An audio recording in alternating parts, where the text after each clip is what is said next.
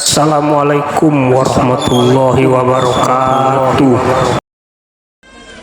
Assalamualaikum warahmatullahi wabarakatuh.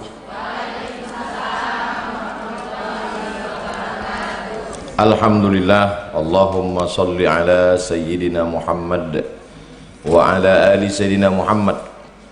Allahumma allimna ma yanfa'una wanfa'na bima 'allamtana innaka antal alimul hakim. Rabbi shrah li sadri wa yassir li amri wahlul 'uqdatam min lisani yafqahu qawli. Kita lanjutkan hadis nomor 284. Qala al-musannifu rahimahullah, Imam Al-Hafiz Al-Munziri berkata, bihi wa ilaihi, dengan sanadnya dari sahabat, dari yang meriwayatkan Amr ibnu Shu'aib, dari bapaknya namanya Shu'aib, an jaddihi, dari kakeknya, anin Nabi sallallahu alaihi wasallam, dari Nabi Muhammad sallallahu alaihi wasallam. Qala, dia berkata, idza tasadda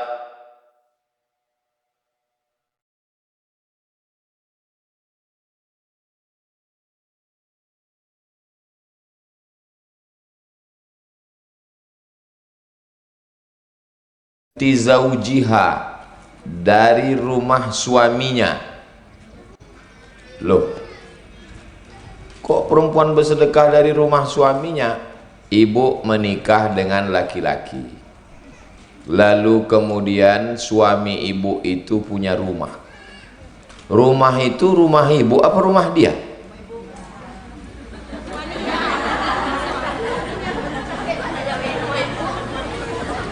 Ini perlu didudukkan masalahnya. Apakah kalau ibu menikah lalu otomatis harta suami itu menjadi harta ibu? Tidak. Tidak. Kalau ibu menikah, suami ibu punya mobil, punya rumah, punya kebun, itu punya dia. Yang punya ibu adalah nafkah. Ibu menikah sama laki-laki, ibu kebetulan anak orang kaya, punya kos-kosan, punya sawit, punya ruko, punya mobil, nikah ibu dengan laki-laki. Apakah harta ibu itu otomatis jadi punya suami? Tak adil. Pas tadi saya bilang milik suami, ibu bilang punya ibu. Pas sekarang punya ibu, ibu bilang punya ibu. Jadi dalam Islam, dengan menikah, harta tidak otomatis berpindah tangan. Harta suami punya suami, harta istri punya. Jelas? Apa bedanya? Dalam harta suami ada nafkah ibu, dalam harta ibu tak ada nafkah suami. Jelas? Nafkah itu 5: makan, pakai, pendidikan, tempat tinggal, perhatian. Makan, ada ibu dikasihnya makan? Pakaian, ada dibelikannya pakaian? Tempat tinggal, ada disiapkannya tempat tinggal? Pendidikan, mestinya dibawakannya guru mengajar ke rumah, tapi karena dia tak sanggup membayar guru, diizinkannya ibu belajar setiap sore Jumat. Perhatian, ada diperhatikannya ibu? Banyak sekarang suami lebih memperhatikan handphone daripada bininya. Betul kan ya? Ini makna hadis ini. Idza tasaddaqatil mar'atu, kalau perempuan bersedekah, min baiti zaujiha, dari rumah suaminya, maksudnya disedekahkannya harta milik suaminya. Kana laha ajruha, maka ibu dapat pahala. Suami yang punya, tapi karena ibu yang bersedekah, maka suami dapat pahala dan ibu juga dapat pahala. Wali zaujiha, dan suaminya pun dapat pahala. Itulah beruntungnya kalau punya istri solihah, disedekahkannya, suami dapat pahala, istri dapat pahala. Tapi kalau dapat bini hantu, duit dimainkannya ke judi online, dimainkannya ke game online. Itulah kenapa perempuan wajib mengaji supaya baik rumah tangganya. Insya Allah anak-anak perempuan ibu solihah-solihah semua. Misla dzalik, suaminya dapat pahala, misal, sama, seperti, samo, podo, sami mawon. La, sami mawon bahasa Jawa, sama saja. La yanqusu kullu wahidin minhuma, tidak berkurang pahala suami, tak berkurang pahala istri. Suami dapat 100, istri pun dapat 100. Min ajri sahibihi syai'an, tak berkurang pahala pemiliknya. Hartanya punya siapa? Punya suami. Suami dapat 100. Yang mensedekahkan siapa? Istri. Istri dapat berapa? 100 juga. Kenapa tak berkurang? Begitulah yang dijanjikan Nabi Muhammad SAW. Lahu bima kasaba, suami dapat pahala sesuai hasil usahanya, karena memang dia yang mencari duit itu. Walaha bima amfaqat, dan istri pun dapat sesuai dengan sedekahnya. Hadis ini ada dalam kitab namanya Sunan At-Tirmidzi, Rawahut Tirmidzi. Wa qala, Imam Tirmidzi berkata hadisun hasanun, hadisnya hadis hasan. Paling tinggi hadis sahih, di bawah hadis sahih hadis hasan, di bawah hadis hasan hadis dhaif, di bawah hadis dhaif bukan hadis maudhu, hadis palsu. Hadis hasan layak diamalkan, tapi sebagai adab ibu mesti ngomong, bang, ada tadi tetangga kita anaknya kelaparan, ku kasih dia beras 1 kaleng susu. Ada tadi di lampu merah, aku pulang belanja dari pasar Selasa, minta duit, ku kasih dia. Biasakan ngomong walaupun kecil sebagai adab, karena kalau sudah terbiasa ngomong akan terbuka komunikasi. Tapi kalau terbiasa tidak ngomong, berawal dari kecil, lama-lama yang besar pun tak bicara, diam. Awal-awal hilang beras, lama-lama hilang kulkas. Bagi yang sudah melakukan, mudah-mudahan istiqomah. Bagi yang belum, setelah mempelajari hadis ini menjadi orang yang suka bersedekah insyaallah.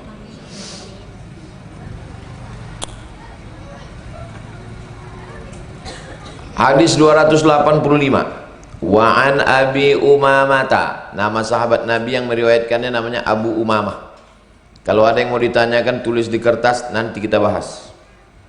Radhiyallahu an, Allah meridhoinya. Hidupkan lampu. Sami'tu Rasulullah SAW, saya mendengar Nabi bersabda, yaqulu, Nabi berkata, fi khutbatihi, dalam khutbah ama hajjatil wada'. Haji Nabi itu namanya haji wada'. Wada' artinya goodbye, selamat tinggal. Karena habis haji itu bulan Zulhijjah, Muharram, Safar, Rabiul Awal Nabi meninggal. Muharram 30 hari, Safar 30 hari, Rabiul Awal 12 hari. Lebih kurang 80 hari setelah haji itu Nabi meninggal. Maka disebut dengan haji wada. Haji kok ada khutbahnya Pak Ustadz? Haji itu di Padang Arafah tanggal 9, khutbah dulu baru sholat zuhur. Tergelincir matahari, khutbah. Kemarin di kemah kami, saya sebetulnya tak mau ceramah, tak mau khutbah. Saya mau jadi jamaah haji biasa. Diminta orang tuh pula khutbah. Jadi tolak, janganlah, iyalah, jangan capek, iyalah. Khutbah dulu, habis khutbah baru sholat zuhurnya 2 rakaat, sholat asarnya 2 rakaat, jamak takdim. Mudah-mudahan murah rezeki, panjang umur, bisa kita berhaji ke Baitullah. Jadi pada waktu haji wada itu, apa kata Nabi? La tumfiqum ra'atun, kalau ada perempuan yang bersedekah syai'an, walaupun sedikit, min baiti zaujiha, dari rumahnya, la tumfiqu, jangan dia bersedekah walaupun sedikit, illa bi izni zaujiha, kecuali dengan izin suaminya. Tadi waktu hadis yang pertama tadi ada tak cerita tentang izin? Tak ada. Itulah kenapa tak bisa mengambil hukum dari satu jangan mengambil hukum dari satu hadis. Makanya kalau dengar satu hadis, tanya dulu, Ustadz, masalah ini ada tak hadis lain sebagai penyeimbang? Hadis yang pertama tadi sedekah, dia sedekah. Baru datang hadis kedua, la tumfiqu, jangan bersedekah illa bi izni zaujiha, kecuali atas izin suaminya. Mudah-mudahan suami ibu semuanya dermawan, baik-baik.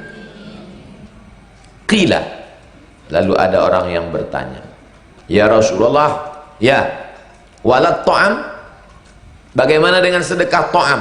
Ta'am itu artinya makanan. Ta'amul miskin, makan orang miskin. Maksudnya sedekah makanan, kurma, gandum. Apakah perlu izin suami kalau ngasih beras? Kata Nabi, dzalika afdalu amwalina, itulah harta kita yang paling afdal. Jadi sahabat ini bertanya, itu kan perlu izin kalau duit, kalau beras, kalau gandum, kalau kurma, makanan pokok. Kata Nabi, itulah harta kita yang paling afdal. Ibu kalau disuruh pilih, punya duit sama punya beras, pilih mana? Apalah artinya punya duit kalau perut kita lapar? Jadi yang betul yang dua-duanya tadi. Duit ada, beras ada. Tapi kalau sudah lapar, mau dikasih duit? Saya mau beli makanan.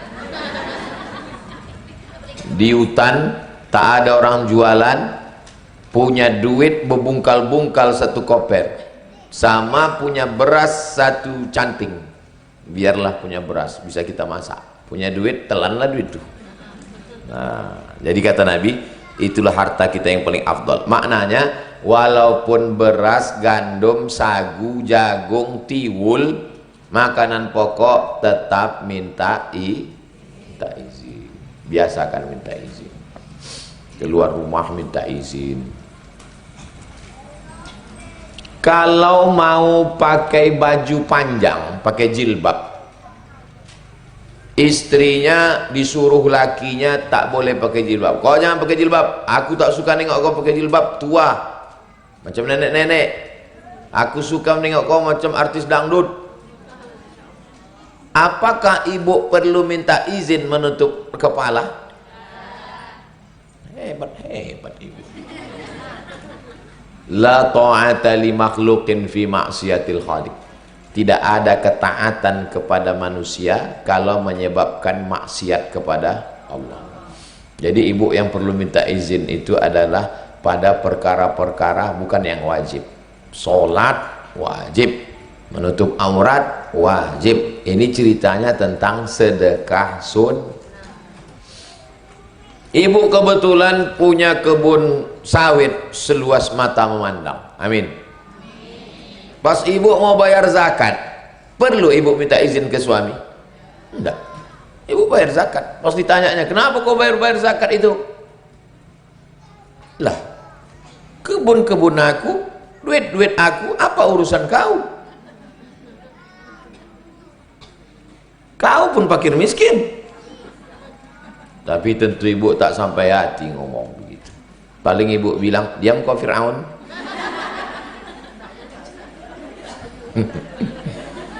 Jadi laki-laki ini pun perlu sadar diri dia. Kata petua orang tua-tua dulu, jangan menikah dengan perempuan yang tak dirasanya garam kita masin.